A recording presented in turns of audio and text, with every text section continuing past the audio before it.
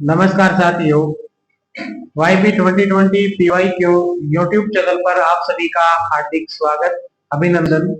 इस क्लास में हम लोग जो है लक्ष्य वाले जो फोर्थ ग्रेड के मॉडल पेपर है, जिसमें 21 मॉडल पेपर दिए गए हैं जो संपूर्ण सिलेबस पर आधारित है, उनका हम लोग व्याख्यात्मक सॉल्यूशन देखने वाले हैं। यहाँ पर आप लोगों का जो मॉडल पेपर है वो मॉडल पेपर नंबर 4 है। इससे पहले 1 नंबर, 2 नंबर, 3 नंबर हम कंप्लीट कर चुके हैं। 21 मॉडल पेपर कंप्लीट कर चुके हैं, कंप्लीट करेंगे हम लोग। इसलिए यदि आप चैनल पर पहली बार आए हैं तो चैनल को सब्सक्राइब कर बेल आइकन को प्रेस कर ले, ताकि सबसे पहले आप लोग इसको देख पाए। तो देखो, ये 21 मॉडल पेपर दिए हुए हैं, इनको हम लोग जो इस श्रृंखला में देख रहे हैं। इसके अलावा आपको 24 मॉडल पेपर और करवाए जाएंगे। कुल मिलाकर फोर्थ ग्रेड के 45 मॉडल पेपर आपको हल करवाए जाएंगे। तो अपना मॉडल पेपर रहेगा, मॉडल पेपर नंबर 4 रहेगा। और इसका पहला क्वेश्चन देखते हैं। पहला क्वेश्चन है, अर्ध सरकारी पत्र के लेखन के संबंध में इनमें से अनुपयुक्त कथन। अनुपयुक्त का मतलब है जो सही नहीं है। अर्ध सरकारी, ऑप्शन नंबर 1, किसी विषय पर अधिकारी की निजी सम्मति प्राप्त करने हेतु, तो ये तो सही है। स्मरण पत्र भेजने पर भी, उत्तर न प्राप्त होने पर भी अर्ध सरकारी पत्र भेजा जा सकता है। अन्य पुरुष बहुवचन युक्त भाषा का प्रयोग इसमें नहीं होता है, इसमें भी औपचारिक भाषा का प्रयोग करते हैं। और होता है पत्र की भाषा सरल। तो यहाँ पर ऑप्शन नंबर 3 जो है अपने पहले क्वेश्चन का आंसर रहेगा। नेक्स्ट क्वेश्चन है 2 नंबर, इनमें से किस विकल्प में एक्सेप्शनल शब्द का समकक्ष हिंदी पारिभाषिक शब्द नहीं है? तो एक्सेप्शनल का अर्थ विशिष्ट होता है, अपवादात्मक होता है, असाधारण होता है, लेकिन स्वीकारात्मक नहीं होता है। ऑप्शन नंबर 3 आप लोगों का करेक्ट रहेगा यहाँ पर। नेक्स्ट क्वेश्चन है 3 नंबर, वो है निम्न में सुमेलित विकल्प नहीं है, आप लोगों को बताना है। पहला है अपनी करनी पार उतरनी, जैसा करोगे वैसा फल पाओगे, ये नहीं होता। ऑप्शन नंबर 1 है इसका यहाँ पर आंसर रहेगा। उल्टे बांस बरेली को अपना अपराध न मानकर दूसरों पर बरसना, ये ठीक है। 1 और 1 11 होते हैं, एकता में बड़ा बल, ये भी सही है। आप लोगों को बुद्धों की पगड़ी माधु के सिर, किसी का दोष किसी पर मरना, ये भी सही है। ऑप्शन नंबर 1 जो है तीसरे क्वेश्चन का आंसर रहेगा। और ये आंसर मैं वही बता रहा हूँ जो किताब में दिए हुए हैं, मैं चेंज नहीं कर रहा हूँ, ठीक है। निम्नलिखित वाक्यों में से अपूर्ण भूतकाल का उदाहरण है।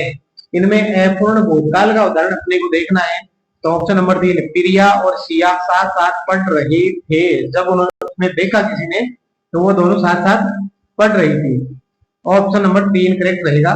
नेक्स्ट क्वेश्चन है, कौन सा वाक्य अशुद्ध है? इनमें कौन सा वाक्य अशुद्ध है? तो तुम्हारे को मुझसे मतलब ही क्या है, तुझे मुझसे मतलब क्या है, ऐसा होना चाहिए था।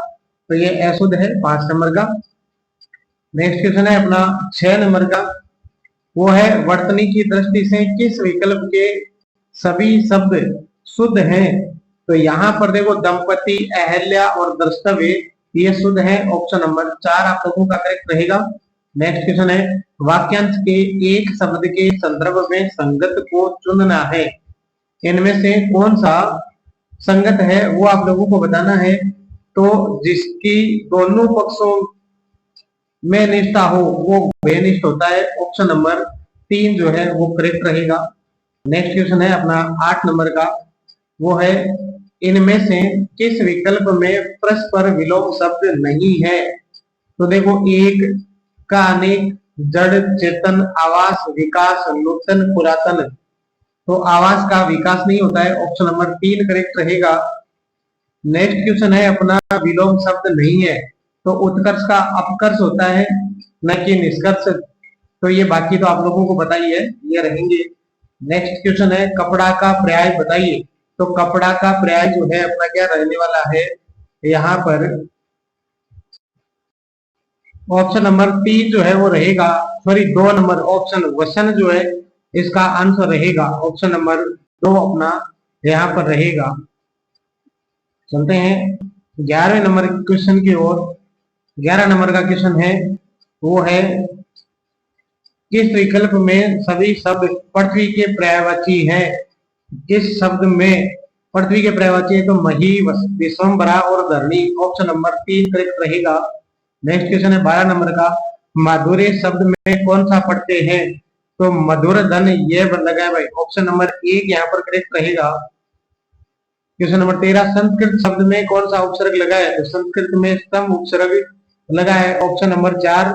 ये सम जिसमें हलंत होता है ये तो संस्कृत का उपसर्ग है, और ये सम जिसमें मैं पूरा होता है वो अपना हिंदी का उपसर्ग है, ऑप्शन नंबर 4 है, करेक्ट रहेगा। क्वेश्चन नंबर 14, निम्न में से किस शब्द का संधि विच्छेद सही नहीं है?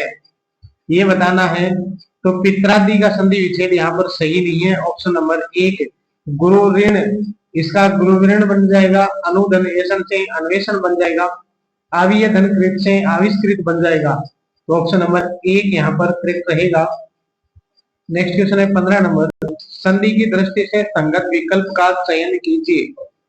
तो देखो संधि की दृष्टि से संगत विकल्प देखना है अपने को, तो इसमें अपना क्या आंसर रहेगा ये आप कमेंट करना। मेरे अनुसार इसमें जो दिया गया है ये आप लोग बता सकते हो, और आप कमेंट करना, देखिए इसमें क्या आंसर रहने वाला है। गेहूं शब्द का तत्सम शब्द कौन सा है? तो गोधूम, ऑप्शन नंबर 1 जो है वो रहेगा। पहले लड़की को बुला लाओ, पहले लड़की को बुला लाओ, इस वाक्य में कौन सा विशेषण है? पहला आया ना तो संख्यावाचक विशेषण हो जाएगा, ऑप्शन नंबर 3। पहला, दूसरा, तीसरा ये संख्यावाचक विशेषण में आएंगे। नेक्स्ट क्वेश्चन है अपना 18 नंबर, निम्न में से किस वाक्य में सजातीय क्रिया का प्रयोग हुआ है? तो सजातीय क्रिया जो समान, देखो यहाँ पर मार मारी सजातीय क्रिया के रूप में प्रयुक्त हुआ है, तो ऑप्शन नंबर 3 जो है वो करेक्ट रहेगा। नेक्स्ट क्वेश्चन है अपना 19 नंबर का, वो है आप नहीं जानते रमेश अपने आप सारे काम कर लेता है, इस वाक्य में इनमें से कौन से सर्वनाम प्रयुक्त हुए हैं? तो एक तो आप, ये तो है मध्यम पुरुषवाचक सर्वनाम, और अपने आप ये निजवाचक, ऑप्शन नंबर 2 जो है वो करेक्ट रहेगा। नेक्स्ट क्वेश्चन है अपना 20 नंबर का, वह निम्न में से कौन सा शब्द संज्ञा से निर्मित विशेषण नहीं है? आप लोगों को बताना है। तो इनमें चिंतन जो है वो संज्ञा से निर्मित विशेषण नहीं है। इंग्लिश वाले लास्ट में देखेंगे,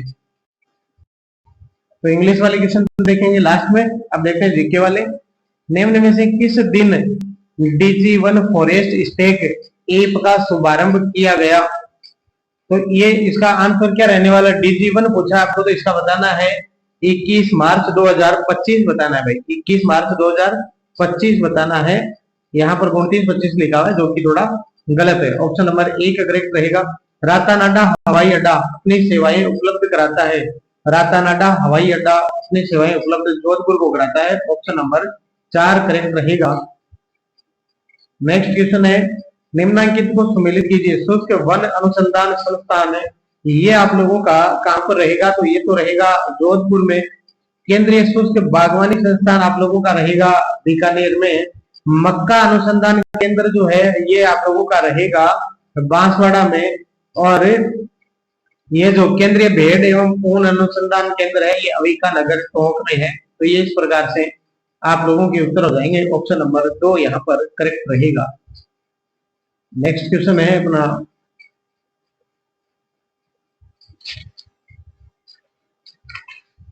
वो है 49 नंबर का,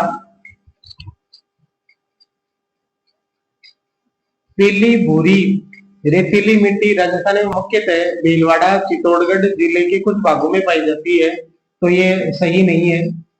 पीली भूरी मिट्टी के लगभग 100 से 150 सेमी नीचे चूना मिश्रित मिट्टी मिलती है, ये बात ठीक है। पीली भूरी रेतीली मिट्टी उपजाऊ होती है, यह मिट्टी कृषि कार्यों के लिए ठीक रहती है। रेतीली मिट्टी कृषि कार्यों के लिए ठीक रहती है, इतना ही देखें तो ये गलत है। तो केवल ख सही है यहाँ पर, तो इसका आंसर जो है ऑप्शन नंबर 4 जो है वो करेक्ट रहेगा। नेक्स्ट क्वेश्चन है 40 नंबर का, कौन सा कथन सत्य है? कथन ए, सांबर राजस्थान की सबसे बड़ी खारी पानी की झील है, सही बात है। सांबर झील 76 से 75 डिग्री पूर्वी देशांतरों में स्थित है, ये बात भी ठीक है। तो ए और आर दोनों यहाँ पर सत्य है। नेक्स्ट क्वेश्चन है, मेजा बांध बनाया गया है, मेजा बांध बनाया गया है, तो मेजा बांध भीलवाड़ा में कोठारी नदी पर है, ऑप्शन नंबर 3 करेक्ट रहेगा। नेक्स्ट क्वेश्चन है 42 नंबर का, राजस्थान की अंतर्राष्ट्रीय सीमा से जुड़े जिले हैं। तो आप लोगों का बाड़मेर है, जैसलमेर है, चूरू नहीं है, गंगानगर है, बीकानेर है, जैसलमेर है, बाड़मेर है। ऑप्शन नंबर 2 यहाँ पर करेक्ट रहेगा। नेक्स्ट क्वेश्चन है, निम्नलिखित अरावली की चोटियों को अवरोही क्रम में व्यवस्थित कीजिए। तो दी गई चोटियों में आपको अवरोही क्रम में बताना है, तो ऋषिकेश, सज्जनगढ़, गोगुंडा और फिर बांधगढ़। ऑप्शन नंबर 4 जो है आप लोगों का करेक्ट रहेगा। नेक्स्ट क्वेश्चन है, गुरुद्वारा बुड्ढा जोहड़ रिक्त स्थान जिले में स्थित है। तो बुड्ढा जोहड़ नाम आते ही याद रखना, गंगानगर जिले में स्थित है। नेक्स्ट क्वेश्चन है 45 नंबर का अपना, वो है चंबल परियोजना जिन राज्यों की संयुक्त परियोजना है वे है। चंबल परियोजना राजस्थान और मध्य प्रदेश की संयुक्त परियोजना है। ऑप्शन नंबर 2 करेक्ट रहेगा। 46 नंबर है, निम्न में से कौन सा सम्मेलन मरुस्थलीकरण की रोकथाम के लिए कार्य करता है। मरुस्थलीकरण की रोकथाम के लिए तो कौन सा सम्मेलन कार्य करता है, तो UNCCD। ऑप्शन नंबर 2 करेक्ट रहेगा। नेक्स्ट क्वेश्चन है अपना 47 नंबर का, निम्नलिखित में से कौन सा एशियाई विकास बैंक द्वारा वित्त पोषित नहीं है। एशियाई विकास बैंक द्वारा वित्त पोषित नहीं है, तो देखो कौन सा है। राज्य राजमार्ग है, मध्यम नगरीय क्षेत्र है, विकास परियोजना, राजस्थान राज्य राजमार्ग निवेश कार्यक्रम प्रोजेक्ट सेकंड है। राजस्थान राज्य राजमार्ग विकास कार्यक्रम जो है ये सेकंड नहीं है। ऑप्शन नंबर 4 जो है वो करेक्ट रहेगा। नेक्स्ट क्वेश्चन है, 2011 की जनगणना के अनुसार कौन सा जिला द्वितीय सर्वाधिक शहरी जनसंख्या वाला रहा है। तो द्वितीय सर्वाधिक शहरी जनसंख्या इनमें से जो दिए गए ऑप्शन है इनमें से अपने को बताना है, तो कौन सा ऑप्शन आप लोगों का आंसर रहेगा। देखते हैं किसका आंसर सही होता है। जिसका सही हुआ है आंसर वो कमेंट करना। ऑप्शन नंबर 2 करेक्ट रहेगा, कोटा। नेक्स्ट क्वेश्चन है, निम्नलिखित का मिलान आप लोगों को करना है। एक तरफ दी गई है सिंचाई परियोजना, एक तरफ दी गई है सूची। तो तकली सिंचाई परियोजना कोटा में है, पीपलाद सिंचाई परियोजना जो है आप लोगों की झालावाड़ जिले में है, और आप लोगों की होगी लाहसी सिंचाई परियोजना जो है वो 12 जिले में है, सोगली सिंचाई परियोजना सिरोही जिले में है। तो 2 1 3 4 2 1 3 4 ऑप्शन नंबर 1 जो है करेक्ट रहेगा। बढ़ते हैं अगले प्रश्न की ओर। अपना अगला प्रश्न स्क्रीन पर, वन्य जीव प्रबंधन एवं रेगिस्तान पारितंत्र प्रशिक्षण केंद्र स्थापित किया गया है। वन्य जीव प्रबंधन एवं रेगिस्तान पारितंत्र प्रशिक्षण केंद्र आप लोगों का स्थापित किया गया है, तो वो किया गया है ताल छापर चूरू में। ताल छापर चूरू में। ऑप्शन नंबर 3 जो है वो करेक्ट रहेगा। नेक्स्ट क्वेश्चन है, राजस्थान का खींचन गांव जाना जाता है। राजस्थान का खींचन गांव जो है वो कुर्जा के लिए जाना जाता है। आप बताना वर्तमान में यह कौन से जिले में है।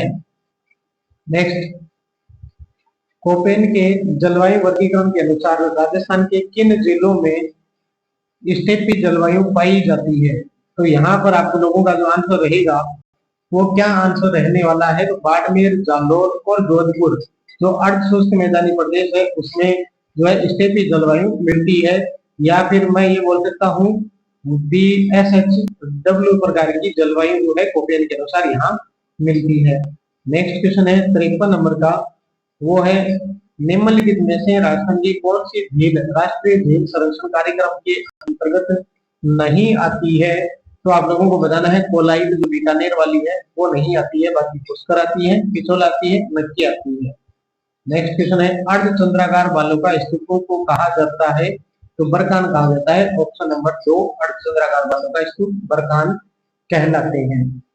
नेक्स्ट क्वेश्चन है, कुंभलगढ़ तथा गोकुलदा के मध्य की उच्च भूमि कहलाती है, तो बोराट का प्रकार कहलाती है। ऑप्शन नंबर 3 करेक्ट रहेगा।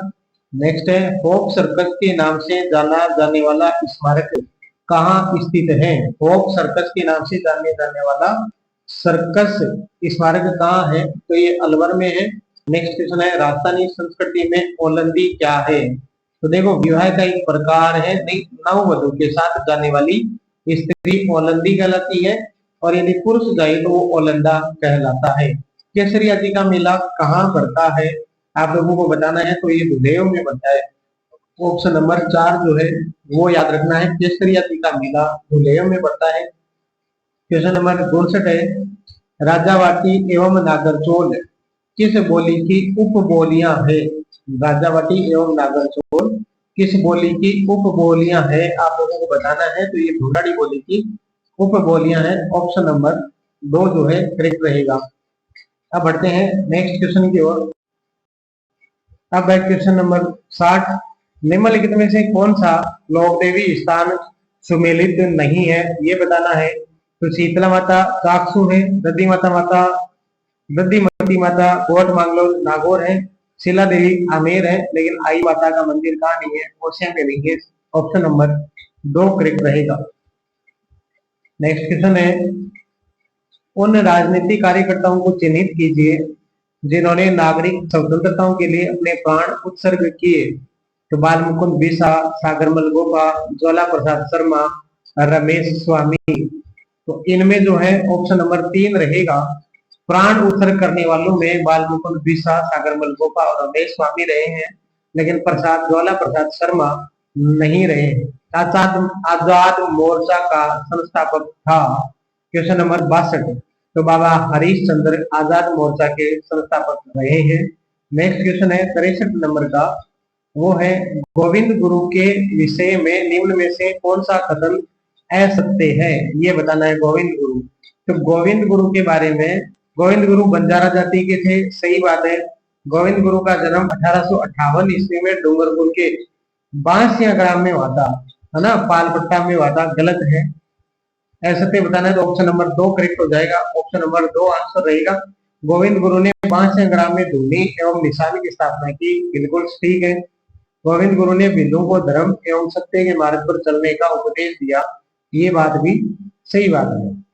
नेक्स्ट क्वेश्चन है, 1822 ईस्वी में गठित मेरवाड़ा बटालियन का मुख्यालय था अजमेर, मेरवाड़ा तो नसीराबाद। ऑप्शन नंबर 2 जो है आप लोगों का करेक्ट रहेगा। नहीं भाई, इसका आंसर मैंने गलत बताया है, याद रखना। इसमें चेंज करके मेरवाड़ा बटालियन का मुख्यालय जावर था 1822 ईस्वी में।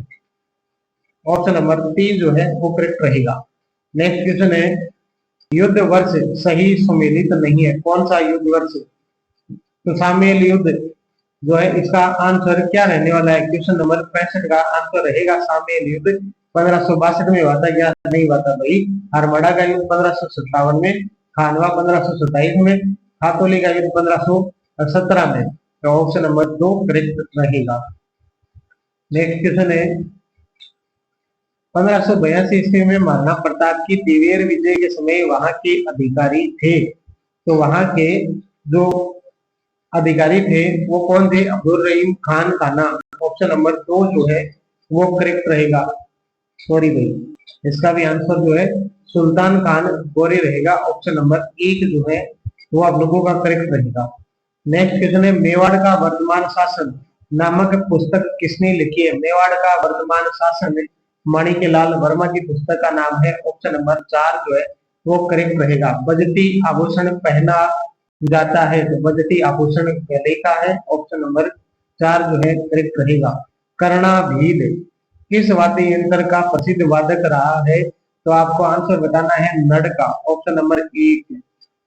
नेक्स्ट क्वेश्चन है, कोलाइट का वार्षिक मेला राजस्थान के किस शहर में आयोजित किया जाता है? तो बीकानेर। ऑप्शन नंबर 1 ये कार्तिक पूर्णिमा को। मलिक शाह की मस्जिद कहाँ स्थित है? मलिक शाह की मस्जिद कहाँ स्थित है, ये आप लोगों को यहाँ पर बताना है। तो इसका आंसर रहेगा जालोर। ऑप्शन नंबर 1 जो है आप लोगों का करेक्ट रहेगा। नेक्स्ट क्वेश्चन है, लोक कथा देवनारायण जी की पढ़ के गायन में कौन सा वाद्य यंत्र प्रयोग में लिया जाता है? तो जंतर। ऑप्शन नंबर 3 जो है वो करेक्ट रहेगा और ये तत्व वाद्य यंत्र है। नेक्स्ट क्वेश्चन है, श्रीमती किशोरी देवी किस किसान आंदोलन से संबंध रही है? किशोरी देवी का संबंध सीकर किसान आंदोलन से रहा है। हाड़ौती सेवा संघ की स्थापना किसने की? हाड़ौती सेवा संघ की स्थापना पूछी है तो वो नयनूराम शर्मा। ऑप्शन नंबर 3 जो है करेक्ट रहेगा। नेक्स्ट क्वेश्चन है, निम्नलिखित ठिकानों में से किसने चौरी कर लगाया? तो ये बिजोलिया था भाई। ऑप्शन नंबर 3 आप लोगों को बताई है, चौरी कर बिजोलिया। नेक्स्ट क्वेश्चन है, राजस्थान राज्य सूचना आयोग सूचना नहीं देने पर अधिकतम कितनी राशि का जुर्माना आरोपित कर सकता है। अधिकतम कितनी राशि का जुर्माना लगा सकता है? तो 25,000 रुपए की जुर्माना लगा सकता है। नेक्स्ट क्वेश्चन है, राजस्थान के निम्नलिखित मुख्य सचिवों में से किसका कार्यकाल सबसे कम रहा है? तो ये आप लोगों को बताना है। तो HM माथुर, ऑप्शन नंबर 4 जो है करेक्ट रहेगा। मुख्य सचिवों में न्यूनतम कार्यकाल HM माथुर का रहा है। ऑप्शन नंबर जो 4 है वो करेक्ट रहेगा। नेक्स्ट क्वेश्चन है, निम्नलिखित में से किन जिलों में पुलिस कमिश्नरेट व्यवस्था विद्यमान है? तो पुलिस कमिश्नरेट जो है वो जयपुर और जोधपुर में विद्यमान है। Option number 2। नेक्स्ट है, निम्नलिखित में से कौन सा राजस्थान उच्च न्यायालय के मुख्य न्यायाधीश नहीं रहे हैं? तो ऐसे में वीरेंद्र कुमार सिंघल, ऑप्शन नंबर 4 जो है वो करेक्ट रहेगा। निम्नलिखित में से राजस्थान उच्च न्यायालय के मुख्य न्यायाधीश नहीं रहे हैं, तो ये याद रखना, ऑप्शन नंबर 4। नेक्स्ट क्वेश्चन है, निम्नलिखित में से कौन सा एक मौलिक कर्तव्य नहीं है? तो इनमें से कौन सा मौलिक कर्तव्य नहीं है? तो देखो, देश की सामाजिक संस्कृति की गौरवशाली परंपरा को महत्व देना और उसका परिरक्षण, ये तो है। दुर्लभ और लुप्तप्राय प्रजातियों के व्यापार को निषेध बनाना, ये ऐसी कोई बात जो है मौलिक कर्तव्य में नहीं की गई है। तो ऑप्शन नंबर 2 जो है अपना आंसर रहेगा। नेक्स्ट है, सार्वजनिक संपत्ति को सुरक्षित रखना और हिंसा का परित्याग करना मौलिक कर्तव्य है। भारत की संप्रभुता, एकता और अखंडता को बनाए रखना और इसकी रक्षा करना भी मौलिक कर्तव्य के अंतर्गत आता है। नेक्स्ट क्वेश्चन है, राजस्थान विधानसभा में डिजिटल म्यूजियम का नाम है? राजस्थान विधानसभा में डिजिटल म्यूजियम का नाम पॉलिटिकल नैरेटिव म्यूजियम है। ऑप्शन नंबर 3 करेक्ट रहेगा। नेक्स्ट क्वेश्चन है 82 नंबर, भारतीय संविधान का कौन सा अनुच्छेद राज्य के मुख्यमंत्री के कर्तव्यों का वर्णन करता है? तो अनुच्छेद 165 में मुख्यमंत्री के कर्तव्य दिए गए, मुख्यमंत्री के कर्तव्य दिए गए हैं अनुच्छेद 165 में। नेक्स्ट क्वेश्चन है, राज्य के राज्यपाल को कौन हटा सकता है? बताना है आपको, कौन हटा सकता है राज्य के राज्यपाल को? तो ऑप्शन नंबर 3 जो है वो करेक्ट रहेगा। राष्ट्रपति राज्य के राज्यपाल को हटा सकता है। नेक्स्ट क्वेश्चन है आप लोगों का, ब्रिटिश मंत्रिमंडल की सीमित कैबिनेट मिशन में निम्नलिखित प्रस्तावित बिंदुओं में कौन से बिंदु शामिल थे? ये बताना है आप लोगों को। तो सारे जो जितने दिए गए हैं वो सारे ही सम्मिलित हैं। कौन कौन से हैं देखते हैं। प्रत्येक प्रांत देशी रियासतों के समूह को उनकी जनसंख्या के अनुपात में सीटें दी गई है। साधारण 10 लाख की जनसंख्या पर एक सीट का अनुपात रखा गया। बी है, प्रत्येक प्रांत की सीटों को 3 प्रमुख समुदायों मुसलमान, सिख और सामान्य में उनकी जनसंख्या के अनुपात में बांट दिया गया। नेक्स्ट है सी, वो है प्रांतीय विधानसभाओं में प्रत्येक समुदाय के सदस्यों ने अपनी प्रतिनिधियों को चुना तथा इसके लिए उन्होंने समानुपातिक प्रतिनिधित्व और एकल संक्रमण मत पद्धति का किया प्रयोग। नेक्स्ट है, देशी रियासतों के प्रतिनिधियों के चुनाव का तरीका उनके परामर्श से तय किया गया। ये सारे कदम सत्य हैं, मतलब ऑप्शन नंबर 4 जो है वो करेक्ट रहेगा। नेक्स्ट क्वेश्चन है वो है अपना, भारतीय संविधान में निहित धर्म संबंधी अधिकारों के विषय में निम्नलिखित तत्वों पर विचार कीजिए। संविधान में वर्णित प्रावधानों के आधार पर राज्य धर्म के मामलों में हस्तक्षेप कर सकता है, ये बात बिल्कुल ठीक है। तो भारतीयों को प्राप्त मौलिक अधिकार धर्मनिरपेक्षता के सिद्धांतों का विरोध करता है? नहीं भाई, विरोध नहीं करता है। तो यहाँ पर ऑप्शन नंबर ए है, केवल ए सही रहेगा। नेक्स्ट क्वेश्चन है 86 नंबर का, निम्नलिखित में से कौन मिट्टी के लिए दीर्घकालिक नुकसान का कारण बनता है? ये बताना है। तो दीर्घकालिक नुकसान का कारण प्लास्टिक है, वो रहेगा। नेक्स्ट क्वेश्चन है, एलिफेंटियासिस किसके कारण होता है? एलिफेंटियासिस किसके कारण होता है? तो ये फाइलेरिया कृमि के कारण होता है। ऑप्शन नंबर 3 जो है करेक्ट रहेगा। नेक्स्ट क्वेश्चन है 88 नंबर का, वह मानव शरीर में जैविक क्रिया हेतु कौन सा पंप महत्वपूर्ण है? तो NA पंप, ऑप्शन नंबर 3 जो है वो करेक्ट रहेगा। जैविक क्रिया हेतु कौन सा पंप महत्वपूर्ण है? NA पंप जो है महत्वपूर्ण है। नेक्स्ट क्वेश्चन है, सामान्य मानव नेत्र के लिए दर बिंदु होगा, तो ये क्या रहने वाला है आप लोगों का, अनंत पर। दूर बिंदु होगा, ये लिखा हुआ है दूर बिंदु होगा, तो अनंत पर। ऑप्शन नंबर 3 जो है करेक्ट रहेगा। नेक्स्ट क्वेश्चन है, भौतिक परिवर्तन के लिए ऐसा नाम देने का यह कारण है कि परिवर्तन केवल भौतिक गुणों में होता है। ऑप्शन नंबर 3 यहाँ पर करेक्ट रहेगा। बढ़ते हैं अगले क्वेश्चन की ओर। अपना अगला क्वेश्चन है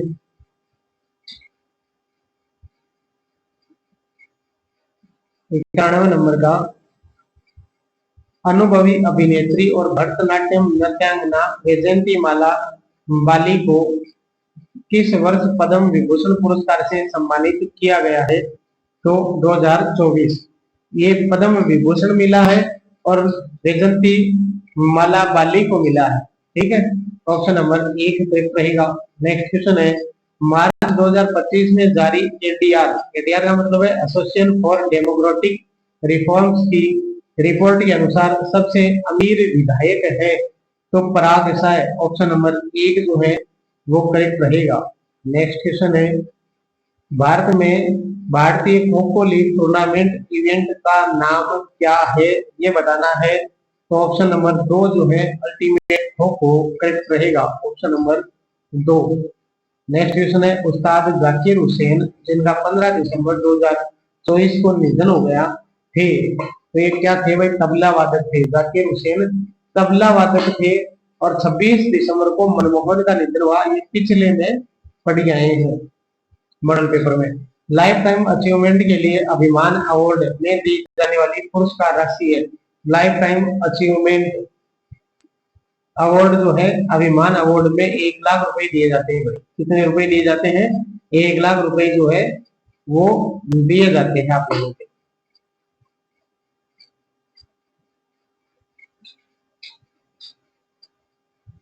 नेक्स्ट क्वेश्चन है 96 नंबर का।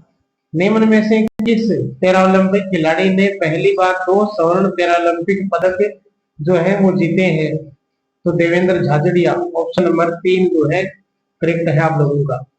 नेक्स्ट क्वेश्चन है, निम्नलिखित में से किसे 2020-21 से 2024-25 तक 5 वर्ष की अवधि में प्रधानमंत्री सूक्ष्म खाद्य प्रसंस्करण उद्यम उन्नयन योजना PMFME